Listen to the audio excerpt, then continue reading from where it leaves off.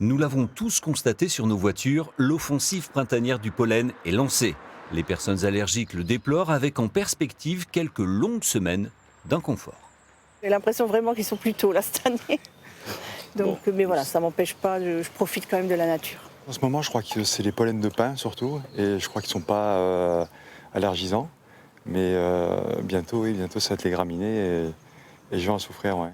Des pollens dans l'air et des patients dans les cabinets d'allergologues. L'occasion de rappeler quelques conseils pratiques pour en limiter les nuisances.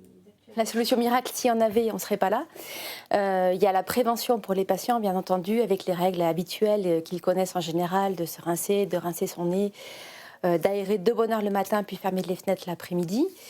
Ensuite, il y a les traitements symptomatiques qui servent à soulager les patients sur le moment quand il y a des symptômes qui commencent à être trop intenses, pour éventuellement enchaîner sur une désensibilisation.